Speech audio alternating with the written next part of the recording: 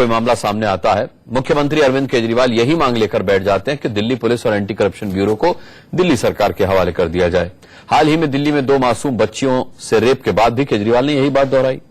लेकिन इस बार केजरीवाल का जवाब बीजेपी के नेताओं की बजाय दिल्ली पुलिस के कमिश्नर बीएस बस्सी दे रहे हैं। केजरीवाल ने 1 साल के लिए दिल्ली पुलिस का कंट्रोल अपने हाथ में मांगा और यह दावा किया कि वो 1 साल में दिल्ली की पुलिस को ठीक कर देंगे। जवाब में बस्सी ने कहा कि केजरीवाल पहले वो काम तो ढंग से करें जो उनके बस में है। दिल्ली में एंटी करप्शन ब्यूरो के चीफ मुकेश मीणा के साथ भी केजरीवाल सरकार की सीधी लड़ाई का कोई अंत नहीं दिख रहा। अब यह बड़ी बहस का मुद्दा है कि दिल्ली पुलिस और केजरीवाल सरकार की जंग में जनता कब तक पिसेगी। क्या केजरीवाल के खिलाफ बस्सी और मीणा की बयानबाजी लोकतंत्र की मर्यादा के मुताबिक है, अनुकूल है?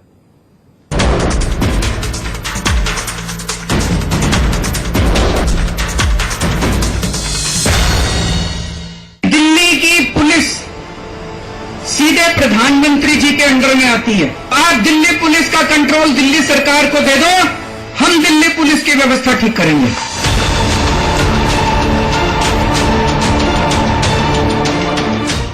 दिल्ली पुलिस के खिलाफ मुख्यमंत्री अरविंद केजरीवाल की मुहिम पुरानी है।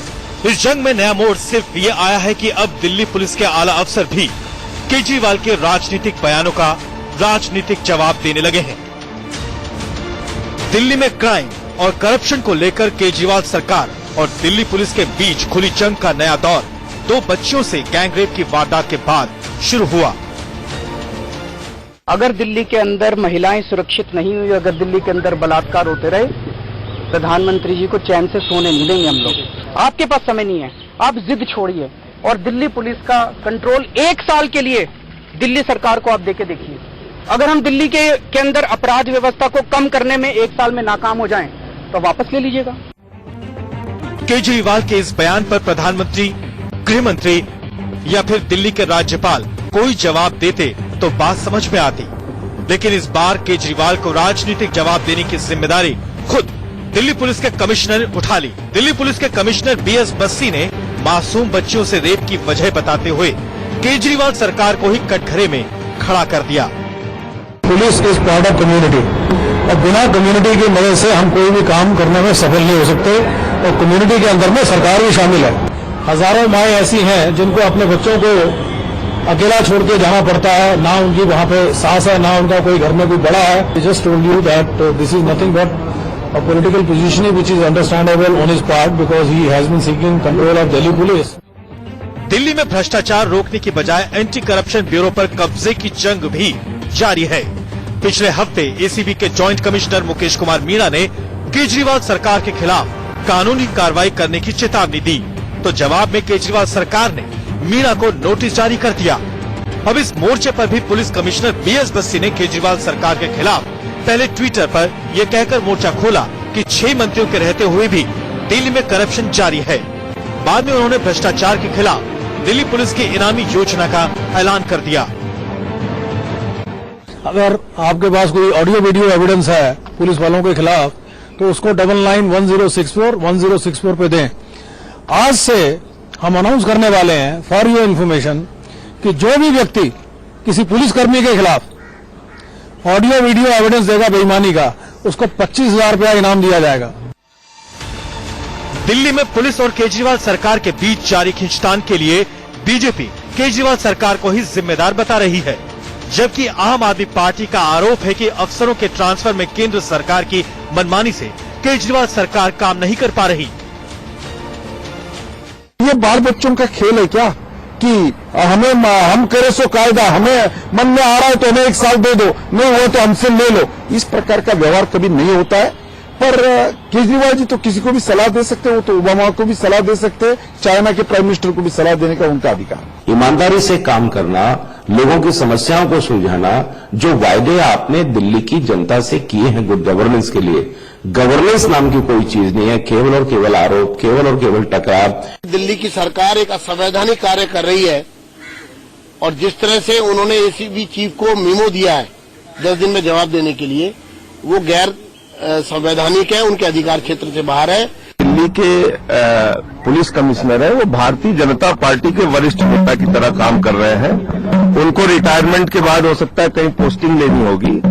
उनको जो तनख्वाह मिलती है वो जनता के पैसे से मिलती है। महिलाओं की सुरक्षा के प्रति उनकी जवाबदेही है, उसका जवाब दें वो।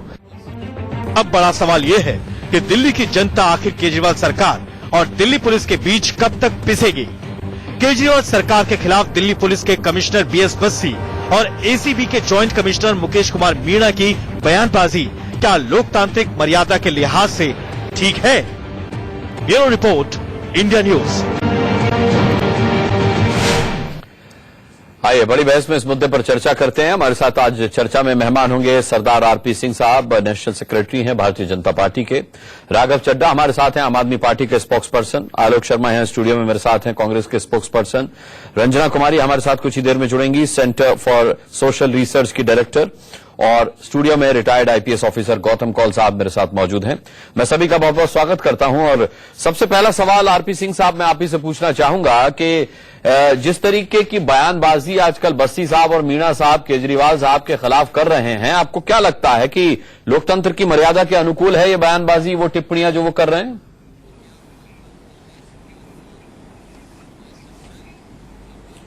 नहीं, ये तो केजरीवाल साहब और बस्सी साहब के बीच का है। अब वो जैसा केजरीवाल साहब को अपनी मर्यादा तोड़ते हैं तो वहां से कुछ मर्यादा की चिंता नहीं करते होंगे।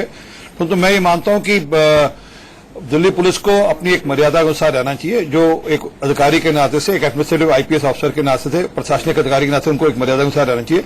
तो ये भी चाहूंगा कि वो केजरीवाल साहब भी अपनी जो टिप्पणी है उस पर जो छीटाकशी है उसको एक सीमा के अनुसार करें। उनको अल्टीमेटली इसी सिस्टम में रहकर काम करना है, इस सिस्टम से बाहर जाकर काम करने वाले नहीं।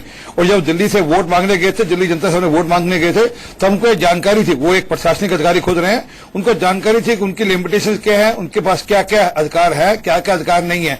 आज वो उससे बढ़कर मांगेंगे तो बात बनने वाली नहीं है। कोई जब चुनाव में आदमी जाता है तो पता होता है कि मेरे पास क्या अधिकार है।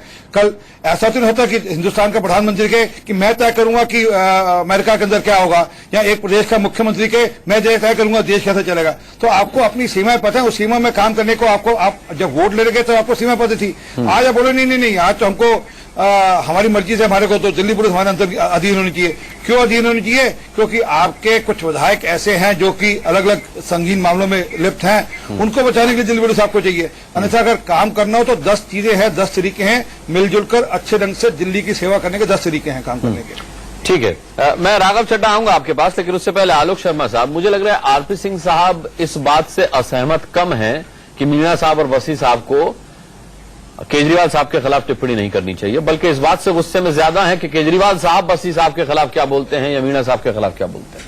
देखिए अनुराग जी, आज इंडिया न्यूज के तमाम दर्शक हिंदुस्तान के देख रहे हैं कि दोनों ही पार्टियां किस तरह से महिला अत्याचार और महंगाई के ऊपर आए थे और दोनों ही अपनी बात को भूल गए और दोनों ही एक दूसरे के ऊपर दोषारोपण कर रहे हैं। और इसमें जो मर रही है वो दिल्ली की जनता मर रही है। आरपी सिंह साहब से पूछना चाहूंगा, गृह मंत्रालय ने क्या कभी भी बस्सी साहब को बुलाकर ये पूछा कि इतने जो रेप की वारदातें हो रही हैं वो क्यों बढ़ रही हैं? पार्टी केजरीवाल की तो बात ही मत कीजिए। ये लोग सत्ता में थे तो कुछ कहते थे, आज कुछ कहते हैं। इनको दिल्ली पुलिस दे दीजिए क्योंकि 48 केस लद गए, 26-27 विधायक हैं, वो जांच के दायरे में है तो जांच ठीक करवानी है इनको। लेकिन दोनों ही पार्टियां संवेदनहीन हो गई हैं। रेप के ऊपर राजनीति ट्वीट होता है। मैं पूछना चाहता हूं केजरीवाल साहब से, आप फास्ट ट्रैक कोर्ट की बात करते हैं, पिछले 8 महीने में आपने कितनी फास्ट ट्रैक कोर्ट बनाई है? आप मुझे केवल ये बता दीजिए कि 1500 के करीब। केजरीवाल अभी अलग कर दीजिए इस बात से, अभी इस लाइन पर रहते हैं कि जो बस्सी साहब और मीणा साहब केजरीवाल के खिलाफ बोल रहे हैं, जो उनको एक तरीके से जो उनकी बयानबाजियां हैं केजरीवाल सरकार को लेकर के, क्या वो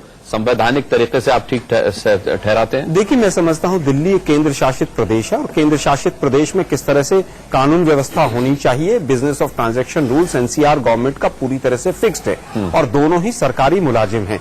जिस तरह की बयानबाजी केजरीवाल जी करते हैं उसका वहां से प्रत्युत्तर मिलता है। केजरीवाल जी पॉलिटिकल बयानबाजी करते हैं तो वहां से पुलिस अपना रिएक्शन देती है। केजरीवाल जी पुलिस को ठुल्ला कहते हैं, मुख्यमंत्री जैसे संवैधानिक पद पर बैठकर, तो पुलिस वाले भी उसी तरह से रिएक्ट करते हैं। मैं आज जानना चाहता हूं केजरीवाल जी एक बार भी किसी थाने के विजिट में रात को गए हैं क्या? पिछली बार जब 49 दिन के लिए आए थे पूरी तरह से मेट्रो में घूम रहे हैं और तमाम जगह घूम रहे थे। आज मैं जानना चाहता हूं आप पुलिस अपने पास क्यों लेना चाहते हैं? क्या अपने केसेस को आप निपटाना चाहते हैं? मुकेश मीणा जी, अगर अधिकारी हैं और आप सब ईमानदार हैं तो फिर आपको परेशानी क्या है? वो कोई भी जांच करें, कैसी भी जांच करें, फिर आप उनको मेमो क्यों इशू करते हैं? दोनों तरफ से प्रोवोकेशन का काम होता है और दिल्ली की जनता विकास पूरी तरह से नदारद हो गया है और दिल्ली की जनता इसके बीच में पिस रही है। राघव चड्ढा, बीजेपी का साफ तौर पर कहना है कि केजरीवाल प्रोवोक करते हैं, उकसाते हैं कि बस्सी साहब कुछ बयान दें, मीणा साहब कुछ बयान दें, और कांग्रेस का कहना है कि आप डरे हुए हैं इसलिए आप चाहते हैं कि दिल्ली पुलिस आपके अंडर में आ जाए।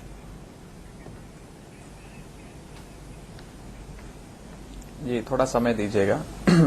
देखिए, मैं राजनीतिक बयानबाजी ना करते हुए पहले आपके समक्ष कुछ आंकड़े रखना चाहूंगा। दिल्ली में औसतन हर रोज 6 महिलाओं का बलात्कार होता है, 14 का मॉलेस्टेशन होता है। जनवरी से सितंबर 9 महीने में लगभग 4000 केसेस रेप के रिपोर्ट होते हैं, 1 कन्विक्शन होता है। जब से बस्सी साहब पुलिस कमिश्नर बने हैं, और ये नेशनल क्राइम रिकॉर्ड्स ब्यूरो ने डेटा प्रेजेंट करा है, जब से बस्सी साहब पुलिस कमिश्नर बने हैं, क्राइम ग्राफ 100% से बढ़ गया है, और क्राइम्स अगेंस्ट वुमेन, महिलाओं के खिलाफ क्राइम्स और अत्याचार 40% बढ़ गए हैं। तो ये दिल्ली के आंकड़े कहते हैं कि इन सरकार द्वारा प्रकाशित आंकड़े, दिल्ली पुलिस द्वारा प्रकाशित आंकड़े। तो एक चीज साबित हो जाती है कि इस समय जो लोग दिल्ली पुलिस चला रहे हैं वे पूरी तरीके से फेल हो चुके हैं, विफल हो चुके हैं अपनी जिम्मेदारी निभाने में। दूसरी चीज, आज हम ये देखते हैं कि एक मुख्यमंत्री जिसके अधीन दिल्ली की law enforcement agency Delhi police law and order नहीं आता है, वे हर प्रयास कर रहा है। आप बताइए ना राघव जी, बताइए कौन सा प्रयास हो रहा है? आप मुझे बताइए, आपने मैनिफेस्टो में जब दिल्ली पुलिस आपके पास नहीं थी, लॉ एंड ऑर्डर आपके पास नहीं था, तो आपने अपनी मैनिफेस्टो में क्यों डाला था? देखिए, ऐसी अच्छी डिबेट मेरे को अच्छी, देखिए मैं जवाब दे रहा हूं, सुन लीजिए। ऐसी चिल्लम चिल्ली मत करिए, अभी सारे जवाब दूंगा मैं आपको, सुनिए। अब आप ये देखिए कि अरे आरपी सिंह साहब, शांत हो, राघव को बात खत्म कर लेने दीजिए कि दिल्ली पुलिस ठीक से चले। जब हमारे मुख्यमंत्री साहब ये कहते हैं कि भाई यदि आप लोग दिल्ली में कानून व्यवस्था पे लगाम नहीं लगा पा रहे हैं, कानून व्यवस्था पूरी तरीके से बेलगाम हो चुकी है, पूरी तरीके से कोलैप्स हो चुकी है, तो आप दिल्ली पुलिस का अधिकार हमें दे दीजिए, हम 1 साल चलाकर दिखाते हैं, रखिए पार्लियामेंट और लुटियंस दिल्ली और नई दिल्ली अपने पास, हमें बाकी अधिकार क्षेत्र दे दीजिए। उस पर क्या होता है? उस पर बीएस बस्सी साहब जो एक ऑफिसर हैं गवर्नमेंट के, वे अपने सर्विस रूल्स को ताक पे रखकर लोकतांत्रिक मर्यादाओं को, लोकतांत्रिक सिद्धांतों को किनारे कर टिप्पणियां करते हैं। लोकतांत्रिक ढंग से चुने हुए मुख्यमंत्री पे टिप्पणी करते हैं। जब मुख्यमंत्री दिल्ली पुलिस को ठुल्ला कह रहे थे, आप उनका वो लोकतांत्रिक का क्या, केवल उनका बयान दिखाए। नहीं, आप बताइए, जब वो दिल्ली पुलिस को ठुल्ला कह रहे थे, वो एक वरिष्ठ नेता की तरह बयान देते हैं। वो एक वरिष्ठ, आपने तो एलजी को नहीं छोड़ा, एलजी साहब जो हैं गैर लोकतांत्रिक हैं। प्रणब मुखर्जी साहब जो वित्त मंत्री थे उनको नहीं छोड़ा, लिस्ट लेके वीपी हाउस में बैठ गए। रुक जाए आलू, अरे भाई साहब बोलने दीजिए, आप बोल ही रहे हैं, आप तो प्रवचन कर रहे हैं। आप क्यों उत्तेजित हो जाते हैं? थोड़ा शांत रहिए बापू जी, अरे ऐसे डिबेट में कुछ हो नहीं पाएगा। थोड़ा उसी का लिहाज करिए, थोड़ा शांत हो जाइए। आप लोगों की पार्टी तो है भी नहीं विधानसभा में, हमारा तो जो हुआ हम भुगत रहे हैं, वो हमारी कृपया नहीं होगी। लेकिन आप ये महंगाई का क्या हुआ? आलोक शर्मा वर्सेज राघव चड्ढा हो जाएगा, ये डिबेट का मुद्दा नहीं है। अनुराग ये मुद्दा नहीं, कोई बात नहीं। आप जब प्रवचन दे रहे थे तो वो सुन रहे थे, आप जब बोल रहे थे तो वो भी सुन रहे थे। सुन लीजिए, बोलिए राघव। अनुराग जी केवल 2 बिंदु और रखना चाहूंगा। आज दिल्ली के अंदर कानून व्यवस्था पूरी तरीके से तरमरा गई है। आप ही के चैनल पर हमने नंद नगरी का रेप डिस्कस करा था, आप ही के चैनल पे हमने आनंद पर्वत की घटना डिस्कस करी थी, आप ही के चैनल पे हमने नांगलोई की और अशोक विहार की घटनाएं डिस्कस करी है। तो पिछले 4-5 महीने से 6 महीने से हो क्या रहा है आप ये देखिए। और मैं एक चीज ये आपके समक्ष रखना चाहता हूं कि कानून व्यवस्था पे लगाम लगाने की बजाय बीएस बस्सी साहब, कमिश्नर साहब क्या कर रहे हैं? वे कुछ पत्रकारों को बुलाकर प्रेस वार्ता कर रहे हैं, वो अपने सॉफ्ट टीवी आप भी तो विधानसभा में विशेष सत्र बुलाने के बाद भाग गए, उसके बाद क्या हुआ? रिपोर्ट करें। और एक आखिरी चीज जोड़ दूं, इस देश के, और एक सैद्धांतिक बात कर रहा हूं कि इस देश के अंदर एक बहुत खराब प्रथा है कि रिटायरमेंट के बाद बहुत लोक लुभावन जॉब्स दी जाती हैं। आज तो हम ये देख रहे हैं कि सुप्रीम कोर्ट जजेस को कई राज्यों को गवर्नर बना दिया जाता है। ठीक है राघव, प्रथा है समाप्त, और कहीं ना कहीं इसी प्रथा के चलते इस चक्कर में बस्सी साहब अपनी रिटायरमेंट की चिंता ज्यादा कर रहे हैं, दिल्ली की जनता की चिंता नहीं कर रहे हैं। आपका जो प्रश्न था उसका कोई उत्तर नहीं दिया पार्टी केजरीवाल। ठीक है, घेर लीजिएगा, बाद में घेर लीजिएगा। रंजना जी कुछ जोड़ना चाह रही है इसमें। रंजना जी, आपने तो रिटायरमेंट का इंतजार भी नहीं किया, आपने जो 100 लोगों को नौकरी, अच्छा आरपी की चिंता ज्यादा कर रहे हैं, दिल्ली की जनता की चिंता नहीं कर रहे हैं। आपका जो प्रश्न था ठीक, उसका ठीक, कोई उत्तर ठीक, नहीं दिया पार्टी ठीक, केजरीवाल। ठीक है, घेर लीजिएगा, बाद में घेर लीजिएगा। रंजना जी कुछ जोड़ना चाह रही है इसमें। रंजना जी, आपने तो रिटायरमेंट का इंतजार भी नहीं किया, आपने जो 100 लोगों को नौकरी दी, अच्छा उसका आरपी कोई सिंह जिम्मेदार साहब, है? यहाँ कोई गुनाह तोलने की मशीन नहीं लगाई है मैंने। हम लोग एक डिबेट करने के लिए बैठे हैं, आराम से स्वस्थ डिबेट कीजिए, बारी आने पर बोलिए। रंजना जी को मौका दिया है मैंने, रंजना जी कुछ इसमें जोड़ना चाह रही है, बोलिए रंजना जी। देखिए अनुराग, दोनों सरकारें, केंद्र की सरकार और केजरीवाल की सरकार, दोनों सरकारें, आम आदमी नहीं कहूंगी क्योंकि हर जगह हम यही पढ़ते हैं कि केजरीवाल की सरकार है, तो केजरीवाल की सरकार और केंद्र की सरकार दोनों ने जनता से वोट लेने के लिए जो सबसे पहली और सबसे बड़ी बात कही थी और वायदा किया था वो था महिलाओं की सुरक्षा। चाहे वो केंद्र सरकार हो, चाहे जब रेप होता है दिल्ली में तो केंद्र सरकार की और होम मिनिस्ट्री की भी उतनी ही जिम्मेदारी है जितनी की राज्य सरकार की। लेकिन राज्य सरकार फुटबॉल के दुर्भाग्य की बात है कि छोटी छोटी बच्चियों के साथ जिस तरह की दरिंदगी हो रही है, और जब मैं स्टूडियो में बैठती हूं तो चाहे वो राघव चड्ढा हो, चाहे वो किसी भी पार्टी के कोई भी वक्ता हो, ये आपस में एक दूसरे पर कीचड़ उछालते हैं। नहीं, वो मैं होने नहीं दूंगा। प्रदेश में सरकार चल रही हो राघव चड्ढा की पार्टी की, वहां रोज 6 घटनाएं रेप की रोज हो रही हैं। ये खुद कह रहे हैं, ये अपनी तरफ से कम दिल्ली की जनता को आश्वस्त करें। पुलिस तो उत्तर प्रदेश सरकार के पास भी है। सुनिए मेरी बात, सुनिए अनुराग, पुलिस तो उत्तर प्रदेश सरकार के पास भी है, महाराष्ट्र सरकार के पास भी है, मध्य प्रदेश सरकार के पास भी है। तो क्या पुलिस पर नियंत्रण करने से ही वहां पर घटनाएं हिंसा की महिलाओं पर रुक गई हैं? क्या वहां रेप रुक गया है? ये अच्छा पॉइंट उठाया राजनीतिक प्रश्न है आज कि ये क्या अच्छा इन राजनीतिक दलों की मंशा है? क्या ये राजनीतिक दलों की मंशा है? रंजना कुमारी जी का ये वक्तव्य जो है डिबेट को अच्छी तरफ ले जाएगा कि बाकी जो स्वतंत्र राज्य हैं जिनके पास अपनी पुलिस है, मुख्यमंत्री के अंडर में है, क्या वहां पर क्राइम नहीं होती? तो आप पुलिस को अंडर में लेकर क्या कर लेंगे? आप गुलाम अली साहब को तो ये आश्वासन देते हैं कि आप आइए दिल्ली में, आपकी सुरक्षा का जिम्मा हम संभालेंगे, लेकिन महिलाओं की सुरक्षा के नाम पर आप मोदी साहब को निशाने पर लेते हैं। राघव चड्ढा, मैं इसका जवाब दूंगा। हाँ, मैं आपको इसका जवाब देता हूं। जी, मैं इसका जवाब देता हूं।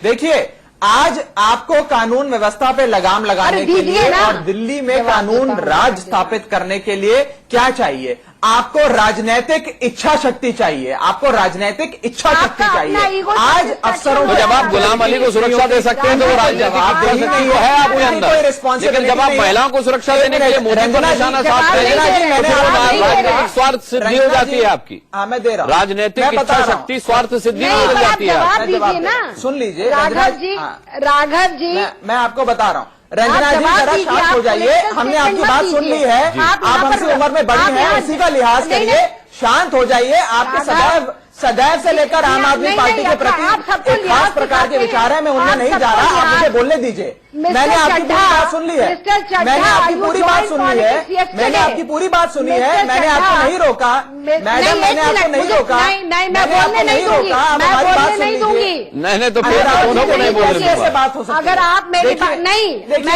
रंजना जी वो जवाब दे रहे हैं, उन्हें जवाब देने दीजिए। आपने रंजना जी एक सवाल किया था, उसका राघव चड्ढा जवाब दे रहे हैं, उनको पहले एक सवाल का जवाब देने दीजिए, फिर दूसरा सवाल पूछिएगा, ये ज्यादा बेहतर रहेगा। पॉलिटिकल स्टेटमेंट दे रहे हैं। नहीं, ये पकड़ लिए जाएंगे, पॉलिटिकल स्टेटमेंट देंगे तो पकड़ लिए जाएंगे। और राघव चड्ढा कल राजनीति में आए और सबको लिहाज कल राजनीति। राघव सीधा सा जवाब दीजिए, गुलाम अली को सुरक्षा दे सकते हैं यहाँ बुला करके? यहाँ दिल्ली की महिलाओं को सुरक्षा नहीं दे सकते आप? सीधा जवाब दीजिए। देखिए, अरे भाई, यदि रंजना कुमारी जी शांत हो गए, अब आप बोलिए 2 मिनट हमें बोलिए रंजना कुमारी जी शांत बैठी हैं, बोलिए। शो पर हम अपनी बात रख रहे हैं। हाँ। उन्होंने सवाल पूछे, मैं जवाब दे रहा हूं। बोलिए। चाहे उनके सवाल राजनीतिक हो कि नैतिक हो, अरे भाई सवाल का जवाब दीजिए। देखिए, हाँ। आज हो क्या रहा है? आज यदि अफसर किसी भी प्रकार की अपनी ड्यूटी में लैप्सिस करते हैं, कई चीजों में तो अफसर खुद अपराध में शामिल होते हैं। आज डेटरेंस ही खत्म हो गया है, जैसे कि मैंने आपको बताया, 4,000 के केसेस दर्ज हुए, एक में कन्विक्शन हुआ। जो हिम्मत ऐप दिल्ली पुलिस ने निकाला, नहीं मैं आ रहा हूं उसी पे। अरे नहीं अनुराग जी, मैं दे रहा हूं, मैं ये आपको बता रहा हूं कि इन सब चीजों पे लगाम लगाने के लिए आपको एक डेटरेंस क्रिएट करना पड़ेगा, रिस्पॉन्सिबिलिटी फिक्स करनी पड़ेगी, अकाउंटेबिलिटी फिक्स करनी पड़ेगी, कल्पेबिलिटी एस्टैब्लिश करनी पड़ेगी। वो कैसे होगी? वो तब होगी जब आपके अंदर राजनीतिक इच्छा शक्ति हो। आज हम क्या देखते हैं, बहुत हुआ महिलाओं पे बार, अब की बार मोदी सरकार, क्या मोदी जी ने अपराध रोक दिए? नहीं, समझना तो पड़ेगा। चुनाव से पहले केजरीवाल साहब भी चलवाते थे कि दिल्ली की महिलाओं को सुरक्षा केवल केजरीवाल दे सकता है, तो क्या आपने दे दी? यह आपका भी विज्ञापन था, राघव चड्डा, आपका भी विज्ञापन था कि दिल्ली की महिलाओं को सुरक्षा केवल केजरीवाल दे सकता है। ये उस विज्ञापन का लाइन थी, परफॉर्मा था। क्या आपने दी? क्या आपने दी? जितने कदम उठाए जा सकते हैं सारे कदम उठाए जा रहे हैं। अनुराग जी, मैं दो ट्वीट याद दिलाना चाहता हूं। मैं बता रहा हूं, आम आदमी पार्टी के राज्य सरकार ठीक है राघव, आप सीधा जवाब नहीं दे रहे, मैं बहुत सीधा स्पष्ट सवाल पूछ रहा हूं, परंतु फिर आप प्रसंग संदर्भ सहित व्याख्या करने में लगे हुए हैं। मैं आपके पास लौटूंगा। गौतम कौल साहब भी हमारे साथ हैं। गौतम कौल साहब, पहले आपसे एक सवाल ऐसा पूछता हूं जिससे राघव थोड़ा खुश होकर शांत हो जाए। क्या किसी भी हालत में एक लोकतांत्रिक व्यवस्था के अंदर लोकतांत्रिक और संवैधानिक तरीके से चुनी गई सरकार, जो कि ओवरवेलमिंग मैंडेट के साथ आई अरविंद केजरीवाल की सरकार, क्या ऐसी सरकार के मुख्यमंत्री का एडवाइजर बनने का हक है दिल्ली पुलिस के कमिश्नर को किसी भी हाल में, जिस तरीके के एडवाइजर्स आजकल बसी साहब दे रहे हैं? ऐसा है कि एक हद होती है चुपचाप सुनने की। इमोशनल मत होइएगा। और ये जो है, ये हद जो है वो लगता है कि पार हो गई है। वो इसलिए कि केजरीवाल साहब जो हैं ये नहीं कहने को तैयार कि भाई बसी साहब आइए, अपने अफसरों के साथ आइए, हमारे अफसर जो हैं वो भी बैठेंगे और हम जो हैं ये मसला हल करेंगे कि ये जो कानून व्यवस्था जो शहर के अंदर जो खराब हो रही है इसको कैसे ठीक किया जाए। तो मिले तो थे बसी साहब और केजरीवाल कैसे नहीं मिले, इस तरह से नहीं मिले हैं। कोई कहना चाहिए कॉमन ग्राउंड बना के बात नहीं हुई है। एक जो है दूसरे को डिक्टेट कर रहा है। एक कह रहा है कि मुझे ये जो है ये रसगुल्ला मुझे चाहिए, ये जब तक मेरे हाथ में नहीं आएगा मैं जो हूं आगे काम नहीं करूंगा। अब इस तरह से जो काम होगा, यहां तो दिक्कत है कि रसगुल्ला बोल रहा है, यहां तो दिक्कत है कि रसगुल्ला भी बोल रहा है। हाँ, वही बोलने लग गया जो कुछ भी है। पर चीज ये है कि इस वक्त गवर्नेंस जो है शहर की वो चरमरा रही है और गवर्नेंस के अंदर जो है ये केजरीवाल साहब का भी इसमें जिम्मेदारी है और पुलिस की भी जिम्मेदारी है और भी विभाग है, उन सबकी जिम्मेदारी है। आपको मैं बता दूं, आपके दर्शकों को भी बता दूं कि कानून व्यवस्था जो है ये सिर्फ पुलिस का ही जिम्मेवारी नहीं है, इसमें जो है और भी क्रिमिनल जस्टिस सिस्टम के गौतम कौल साहब आप ठीक कह रहे हैं, वो उनको केजरीवाल साहब को पड़ेगा और वो जो है दिल्ली प्रशासन के अंदर अभी भी इस वक्त वो है जिम्मेदारियां, वो उसको नहीं निभा रहे हैं। केजरीवाल साहब जब चुनाव से पहले ये विज्ञापन दिया करते थे कि दिल्ली की महिलाओं को सुरक्षा केवल केजरीवाल दे सकता है, तब भी उन्हें पता था कि वो मुख्यमंत्री बन जाएंगे तो कितने अधिकार उनके पास होंगे और कितने नहीं होंगे। दिल्ली की जनता की आखिर क्या गलती है जो वो पिस रही है इस आरोप प्रत्यारोप के बीच, इस बयानबाजी के बीच, इस डिबेट को, इस सवाल के सवाल अब ये उठाते हैं। राघव चड्डा 27/6/2013 केजरीवाल साहब ने एक ट्वीट किया था, Sheila Dikshit's response after each rape, what can I do, Delhi police not in my control, do we want such a helpless CM. 17/10/2015 एक अगला ट्वीट आता है केजरीवाल का, repeated rape of minors is shameful and worrying, Delhi police has completely failed to provide safety, What are PM and his LG doing? जवाब दीजिए। Yes. Ji. Shameful and worrying. Delhi police has completely failed to provide safety. What are PM and his LG doing? जवाब दीजिए। Yes. जी, बहुत अच्छा सवाल और अच्छा कि आपने सवाल उठाया। ये सवाल बहुत आवश्यक है यहां पर। देखिए, शीला दीक्षित जी जब दिल्ली की मुख्यमंत्री थी, दिल्ली में कांग्रेस की सरकार थी, केंद्र में कांग्रेस की सरकार थी, दिल्ली पुलिस को कांग्रेस की सरकार को रिपोर्ट करती थी और वे क्या बयान देती थी कि भाई रेप इसलिए हो जाते हैं क्योंकि यूपी बिहार के लोग दिल्ली में आ जाते हैं, महिलाओं को अंधेरे होने के बाद घर से बाहर नहीं जाने देता। हमारे जो मुख्यमंत्री हैं वो हेल्पलेस नहीं है। हम ये बात जानते हैं कि दिल्ली पुलिस हमारे अधीन नहीं है, परंतु हम अपनी नैतिक शक्ति, राजनीतिक इच्छा शक्ति और साथ ही साथ लेजिस्लेटिव पावर्स का पूरा इस्तेमाल करेंगे और यदि दिल्ली के एलजी और देश के होम मिनिस्टर और प्राइम मिनिस्टर यदि इन चीजों का संज्ञान नहीं लेंगे, यदि वे दिल्ली की कानून व्यवस्था पे लगाम नहीं लगाएंगे, तो उनको भी नहीं सोने देंगे। हम शीला दीक्षित जी की तरह हेल्पलेस नहीं है। हम लोग पूरे तरीके से इस मैटर को उठाएंगे और अपनी राजनीतिक शक्ति भी और नैतिक शक्ति का भी इस्तेमाल करेंगे। आज सवाल यह है कि प्रदेश के अंदर कानून व्यवस्था चरमरा गई है और हम देखते हैं कि पुलिस कमिश्नर राजनीतिक बयान कर रहे हैं, मीणा साहब राजनीतिक बयान कर रहे हैं। औसतन क्या होता है, जो प्रदेश की जनता होती है उसे पुलिस से डर नहीं लगता, अपराधियों को पुलिस से डर लगता है। दिल्ली के अंदर उल्टा है, प्रदेश की जनता को पुलिस से डर लगता है, अपराधियों को कोई डर नहीं लगता। यदि कोई व्यक्ति इस समस्या को सुधार नहीं पा रहा है, यदि एलजी साहब गृह मंत्रालय प्रधानमंत्री की समस्या को नहीं सुलझा पा रहे हैं, तो वे दिल्ली पुलिस का नियंत्रण लोकतांत्रिक ढंग से चुनी हुई सरकार को दे दे। और इसके पीछे एक और सिद्धांतिक बात है, दिल्ली इकलौता ऐसा राज्य है जिसमें चुनी हुई सरकार के अधीन लॉ एंड ऑर्डर और दिल्ली पुलिस ही नहीं आती। तो सबसे पहले तो ये रिफॉर्म जो लाल कृष्ण आडवाणी जी ने 2002 में कहा था और बिल भी लाए थे बकायदा पार्लियामेंट में कि दिल्ली पुलिस को दिल्ली सरकार के अधीन लाया जाए, वो कार्रवाई होनी चाहिए। और साथ ही साथ मैं एक बात और जोड़ना चाहता हूं, मीणा साहब के जो बयान आ रहे हैं उस पर अभी हमने चर्चा नहीं करी। मीणा साहब खुद भ्रष्टाचार के खिलाफ, उनके खिलाफ एक मुकदमा, ठीक है, वो आप लोगों की तरफ से बात उठती रही है, नहीं शुरू करा भ्रष्टाचार के खिलाफ शीला दीक्षित जी की सरकार में मुकदमा चल रहा मीणा है। साहब के खिलाफ जो भ्रष्टाचार की बात आप लोग करते हैं वो समय समय पर उठती रही है। जैसे ही भ्रष्टाचार की चार्जशीट दर्ज होती है वे घबरा जाते हैं और इस प्रकार की बयानबाजी करते हैं। मैं लाऊंगा आरपी सिंह साहब, नैतिक सिद्धांतों को, मर्यादाओं को, ठीक है राघव, आरपी सिंह साहब, आप कितना मुतासिर हुए राघव की इस बात से कि शीला दीक्षित को केजरीवाल ने इसलिए घेरा था क्योंकि दिल्ली में भी उन्हीं की सरकार थी, कांग्रेस की, और केंद्र में भी यूपीए सरकार थी, और फिर वो एक हेल्पलेस सीएम के तौर पर अपने आप को दिखाती थी, इस बात का गुस्सा था। आज केजरीवाल साहब के हाथ में कुछ है नहीं क्योंकि केंद्र में तो आपकी सरकार है।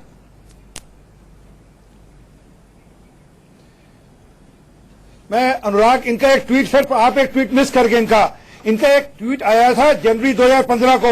उन्होंने कहा था हमारी सरकार आ रही है, दिल्ली की जनता चिंता मत करे, महिला चिंता न करे, हम महिलाओं की सुरक्षा करेंगे, हमें दिल्ली पुलिस की जरूरत है। पढ़ लीजिए, ट्वीट मेरे पास है, मैं आपको खुद फॉरवर्ड करता हूँ। If voted to power, our government set up special commando forces for safety of women in senior citizen. आज तक एक कमांडो फोर्स बनी नहीं। आगे और सुनिए, आप इस forming government Delhi, get ready to serve Delhi and to make it safe for women. ये इनके ट्वीट है जनवरी 2015 के। आज क्या हो गया? आज इनको तब ये पता नहीं था। राघव चड्ढा साहब, आपके केजरीवाल साहब भी बड़े बड़े स्कैम में इन्वॉल्व हैं। आप डर गए हैं, दिल्ली पुलिस आप इसलिए जाते हैं, ऐसे मत करिए, दिल्ली पुलिस आप इसलिए जाते हैं क्योंकि आपको लगता है जो प्याज का घोटाला, जो चीनी का घोटाला, ये क्या आपके सोमनाथ भारती क्या बात कर रहे हैं आप? ठीक है राघव, ठीक है राघव, आपके आर्गुमेंट समाप्त हो गए। सोमनाथ भारती जैसा आदमी आपको आइकॉन है क्या? ठीक है सिंह साहब, मैं पूछे लेता हूं आपका सवाल। सिंह साहब, मैं आपका सवाल पूछे लेता हूं। राघव चड्ढा, अगर आप सिंह साहब ने जो ट्वीट पढ़ के सुनाया उसे खारिज भी कर दें, चलिए मेरे को स्वीकार है, खारिज कर दें,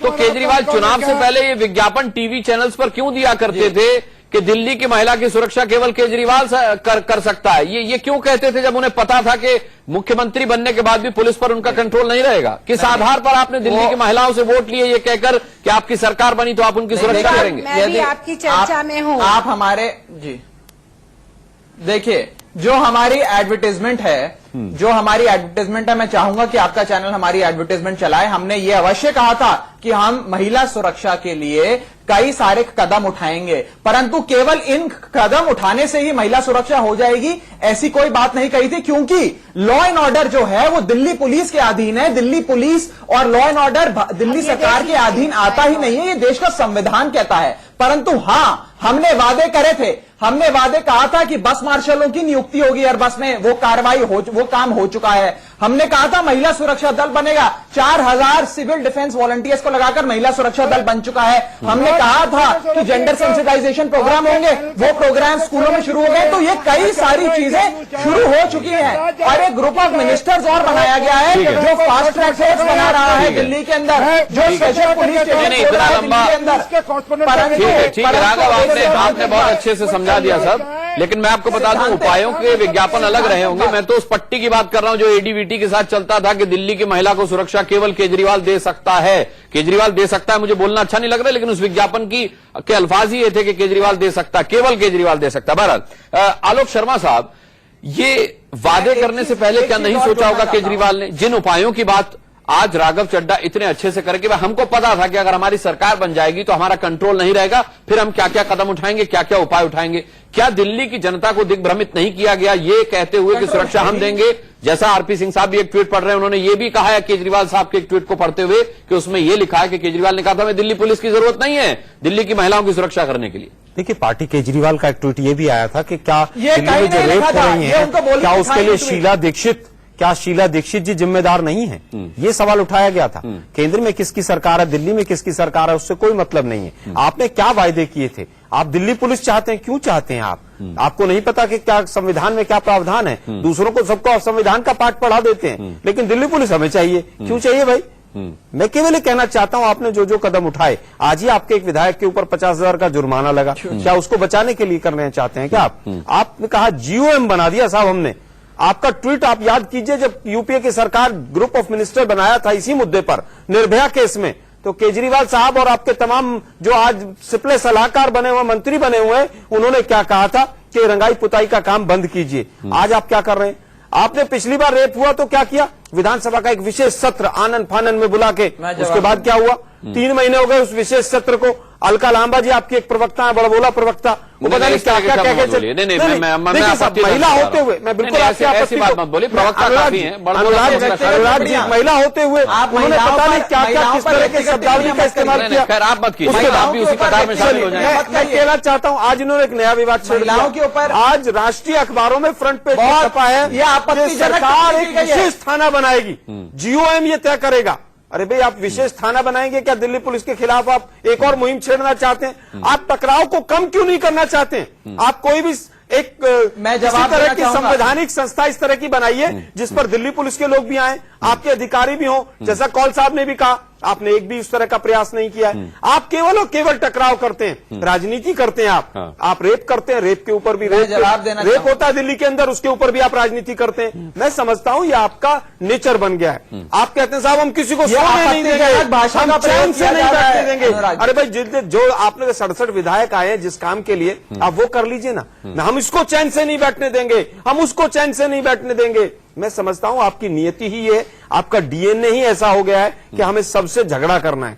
ये जो दिल्ली की सरकार है, आज गुमराह करके आप यहां तक आए हैं, और दिल्ली का दुर्भाग्य है कि ऐसे गुमराह करने वाले लोग आज सत्तासीन हो गए और 5 साल तक उनको भुगतना पड़ेगा दिल्ली की जनता को। ठीक है, रंजना कुमारी जी से मैं एक रिएक्शन जरूर लेना चाहूंगा। राघव, उसके बाद आपके पास आता हूं। रंजना कुमारी जी, मैं आपसे बात करना चाह रहा था, लेकिन आपके ऑडियो में बीच में प्रॉब्लम आ गई थी। बहरहाल, आपको क्या लगता है कि क्या ये दौर इसी तरह चलता रहेगा जब तक केजरीवाल सत्ता में है? वो ये कहते रहेंगे कि मेरे हाथ में कुछ नहीं है, मेरे हाथ में कोई पावर्स नहीं है, मेरे अंडर में कुछ नहीं है, और केंद्र सरकार पर अपनी नाकामियों का ठीकरा फोड़ने की बात होती रहेगी? या फिर दिल्ली की महिलाओं को, दिल्ली की जनता को कुछ आपको मिलता भी दिख रहा है अपनी नाकामियों का? आई थिंक दिल्ली के महिलाओं की तरफ से, खास तौर से दिल्ली की महिलाओं की तरफ से और देश की महिलाओं की तरफ से मैं आग्रह करना चाहती हूं, शर्म करिए। चाहे वो केजरीवाल हो, उनकी सरकार हो, चाहे वो देश की केंद्र की सरकार हो, चाहे आज कांग्रेस पार्टी के लोग वहां बैठे हुए हैं, शर्म करिए कि 2.5 साल की बच्ची के साथ जो हुआ। दुनिया में जब हम लोग जाते हैं तो लोग हिंदुस्तान की तरफ उंगली उठा रहे हैं कि ये कंट्री, यहाँ 2.5 साल की बच्ची से लेके 70 साल की औरत सुरक्षित नहीं है।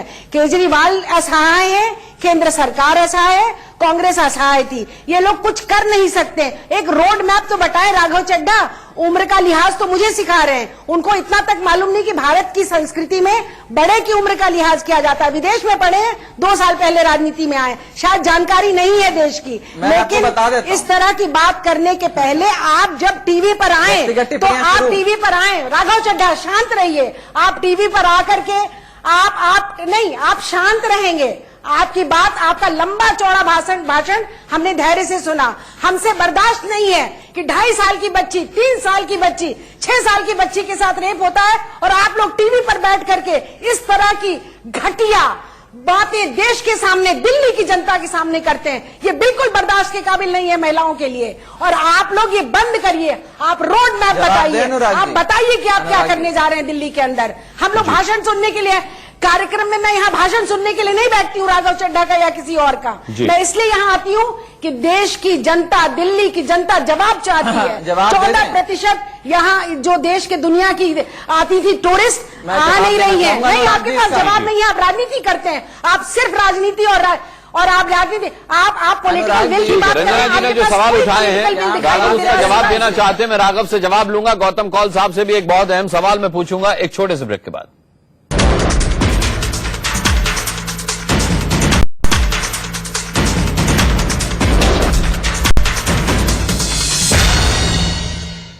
बड़ी बहस को जहां छोड़ा था वहीं से आगे बढ़ाते हैं। रंजना जी के सवालों का, रंजना कुमारी के सवालों का जवाब राघव चड्ढा को देना। राघव, जवाब संक्षिप्त में रखिएगा, इतिहास हम जानना नहीं चाहते, भूगोल नहीं जानना चाहते, वर्तमान में रहिएगा, समाज शास्त्र बताइए जी। बस एक मिनट दे दीजिएगा। हाँ, 1 मिनट दे दीजिएगा। रंजना कुमारी जी लगातार ये पूछ रही थी कि आपका ग्रुप ऑफ मिनिस्टर्स क्या करेगा, क्या करेगा, और जब मैं प्रयास कर रहा था बताने का तब वे हमारी बात नहीं सुन रही थी। अब मैं उन्हें बता देता हूं कि group of ministers fast track courts setup करेगा, group of ministers forensic lab setup करेगा, group of ministers special police station setup करेगा, ग्रुप ऑफ मिनिस्टर्स कैसे जिस अपराध में छोटे बच्चे इन्वॉल्व हो रहे हैं उसमें सजा को कैसे बढ़ाया जाए, उसमें सीआरपीसी और आईपीसी में क्या अमेंडमेंट्स करी जाए, ये कार्य करेगा और ऐसे कई कार्य करेगा। न जाने उनकी भाषा शायदी से ऐसा प्रतीत होता है कि वे राघव चड्ढा और अरविंद केजरीवाल के इतने खिलाफ क्यों हैं, हमने उनका क्या बिगाड़ा है। हम तो प्रयास कर रहे हैं, हमारे पास तो दिल्ली पुलिस है भी नहीं और हम सारे प्रयास कर रहे हैं शीला दीक्षित जी की तरह हम चुप्पी साथ नहीं बैठे हुए हैं। दूसरी चीज, अभी कांग्रेस के प्रवक्ता के कुछ बयान आए, आज कांग्रेस के प्रवक्ता पे ये बताइए, कांग्रेस के प्रवक्ता के बारे में यह बताइए, आज मुख्यमंत्री जी के निवास पर कांग्रेस पार्टी ने प्रदर्शन करा, उसमें 8 साल के बच्चों को प्रदर्शन कराया गया, 7 साल के बच्चों को प्रदर्शन में ले गए। Child law, child rights, child protection legislation के खिलाफ है। आप केवल बता दीजिए इस्तेमाल 7 महीने में कितने नारी सुधार गृह बनाए। कांग्रेस सरकार एक पहल करके एनजीओ है, उसने कहा है कि एक भी नारी सुधार गृह पिछले 8 महीने में नहीं रखी गई है। ठीक है, ठीक है, ठीक है, ठीक है, शांत हो जाए। गौतम कौल साहब, हम अक्सर इससे पहले भी बच्चों के राघव शांत हो जाए, मैं लौटूंगा आपके पास। गलत इन्फॉर्मेशन है, ऐसा नहीं हुआ है, वो मुद्दे में नहीं है हमारे आज के मास्टर हैं। ठीक है, ठीक है, शांत हो जाए, शांत हो जाए। गौतम कौल साहब, जब भी हम लोगों ने पुलिस की नाकामी की बात की है दिल्ली में, तब हमने पुलिस रिफॉर्म्स पर बात की है। केजरीवाल पुलिस रिफॉर्म्स पर बात नहीं करते, वो कहते कि भाई 1 साल के लिए दिल्ली पुलिस मुझे दे दीजिए, मैं ठीक कर दूंगा। क्या पुलिस रिफॉर्म्स पर खर्चा करने, पुलिस रिफॉर्म्स पर चर्चा करने से ज्यादा जरूरी नहीं है कि केजरीवाल को दिल्ली पुलिस दे दी जाए, सब ठीक हो जाएगा 1 साल में? सुप्रीम कोर्ट का जजमेंट है, हमने कहा है हम लागू करेंगे। अच्छा, खूब कहा। गौतम कौल साहब, 1 साल के लिए सरकार छोड़ दें, दिल्ली का भला हो जाएगा। गलती से दिल्ली ने, जनता ने दिल्ली जनता को बेवकूफ बनाकर सरकार ले ली है, अब सरकार छोड़ दीजिए। ठीक है, अरे भाई साहब, आप लोग सरकार छोड़ दीजिए, दिल्ली बहुत भला हो जाएगा। ऐसा है, आप लोग तो वैसे भी हर व्यक्ति को पाकिस्तान भेजना चाहते हैं। बोलिए बोलिए गौतम कौल साहब, बोलिए। इस बहस के अंदर मैं बहुत विचार कर रहा हूं कि हमारे दिल्ली के प्रांत में क्या स्थिति है। हमारे पास जो है, हमारे नसीब में ये लिखा है कि एक हमारा सीएम होना चाहिए जो एक आतंकी अपने आप को घोषित कर चुका है। जब वो आतंकी ही अपने आप को घोषित कर चुका है तो इसके माने ये है कि सारे प्रशासन को वो तबाह करना चाहता है। कौन आतंकी घोषित कर चुका है? ये आपत्तिजनक बयानबाजी हो रही है। एनार्किस्ट जो होता है, मैं अपना विरोध दर्ज करता हूँ। बिल्कुल आतंकी होता है वो। मैं अपनी भाषा चाहे उसको आतंकवादी कहते हैं, उसको आतंकी कहते हैं। वो सारे मैंने कहा था कि हाँ, अगर अनार्किस्ट कह रहे हैं तो इस बात में डिबेट का समय खत्म हुआ। मैं सिर्फ इतना कहना चाहूंगा, मैं सिर्फ इतना कहना चाहूंगा क्योंकि आरपी सिंह साहब ने भी इस डिबेट के शुरुआत में माना था कि भाई ठीक है, ये अधिकार बसी साहब को, मीणा साहब को नहीं है कि वो एक चुनी हुई सरकार के मुख्यमंत्री को नसीहत दें, उनके एडवाइजर के तौर पर बयानबाजी करें। मैं ये चाहूंगा कि केंद्र सरकार इस तरीके का डिफेंसिव भी न खेले कि बस्सी साहब को कुछ कहना पड़े और मीणा साहब को कुछ कहना पड़े और सरकार के कि ये उनका निजी बयान है, ये उन पर हमला हुआ तो प्रति उत्तर में उन्होंने ऐसा हमला कर दिया। राजनीतिक रूप से केजरीवाल सरकार को जो नसीहत और जवाब दी जानी चाहिए वो केंद्र की तरफ से राजनीतिक तौर पर दी जानी चाहिए। प्रशासनिक तौर पर जो किया जाना चाहिए वो हद में रहकर किया जाना चाहिए। दिल्ली की जनता क्यों पिस रही है, ये सवाल अभी भी अनुत्तरित है। राघव चड्ढा फिर बैठेंगे हमारे साथ तो मैं उन्हें फिर इस मुद्दे पर लाऊंगा, जब तक वो जवाब नहीं दे देंगे